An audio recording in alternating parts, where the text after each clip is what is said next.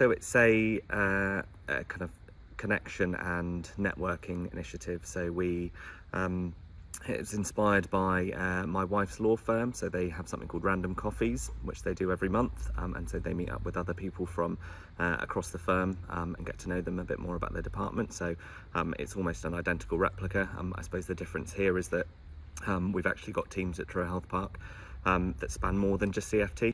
There's a lot of different teams that people can interact with.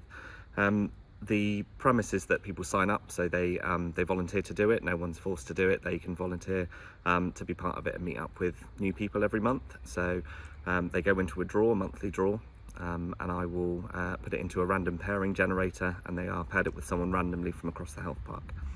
It was always going to be a challenge to ask staff to give up time in their working day, but I think there's just immense benefits to it. I think it's something that you perhaps don't see the initial benefit or the rewards from, but longer term, if you have those connections where people are messaging each other or understanding something more about their service, then you will. And so I contacted all of the operational leads for each of the different areas of the teams based at Truro Health Park. I reached out to the GP surgeries and spoke to their practice managers and just said, would you be willing for your staff to be to give up time in their month? I think generally, people aren't giving up more than 15 minutes, half an hour a month to meet with other people, and we've had overwhelming support from all of those operational leads. There's no agenda.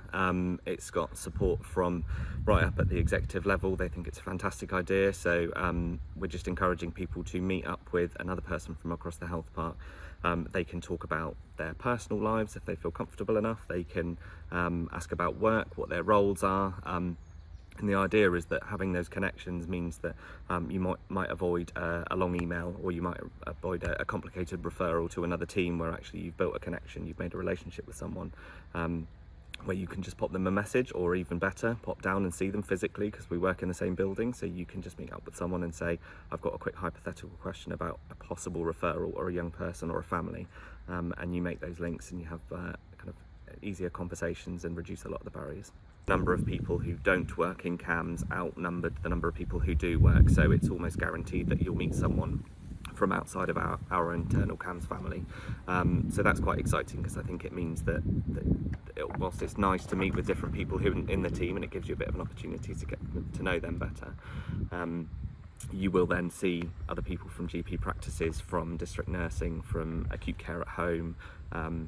So I think that's a positive step, where we've got the number of people signing up to it. So Henry, our manager, explained to us, explain that this is an idea, this is what he would love to do in our team, and explain a little bit of the purpose, how it works. And I thought it's just amazing. It's meet new people and have nice time with other professionals, just to meet with them, talk about different things. Yeah, so it's exciting. I think it's amazing. It gives us time and opportunity to meet outside the work and talk about absolutely everything, from private problems to obviously work related. And I think when you're meeting with different professionals from different teams, is opportunity to meet actually what they do. I think it's amazing, and it makes the connection. Then you don't have to search for and ask people where to do, what to do, but because you know that, this is happening in the community, this is where I can ask for help. So yeah, amazing, loads of benefits. One of our clinical nurse specialists in the team met with, I think it was an integrated community nursing manager, and they met and they talked about workplace burnout, and they talked about their experiences, how they manage it and how they support it in the workplace. And so that was quite an interesting conversation. There were two people who would absolutely never meet in their professional circles, but I know that from conversations with him separately, that he's always thinking of new questions he can ask, and ways that he describes kind of Venn diagram of services, and where actually would his service cross over with ours. And actually, you think about it, they support a lot of the adults who are parents of the children that we see, so there's definitely crossover there. My hope is that we will expand beyond Truro Health Park at some point. There's a big investment in integrated neighbourhood teams, particularly in Cornwall at the moment. Truro PCN, so the primary care network in Truro, which is the two GP practices here, are one of the pilots for the integrated neighbourhood team's first wave. So the idea, I think, will be that we expand just broadly into the Truro area. So we would expand into places like social care based in Truro, or the voluntary sector, so members of in the integrated neighbourhood team steering group. We've got Truro Town Council, we've got people from Chaos Group, and so that would be amazing to go beyond Truro Health Park and into other areas like that.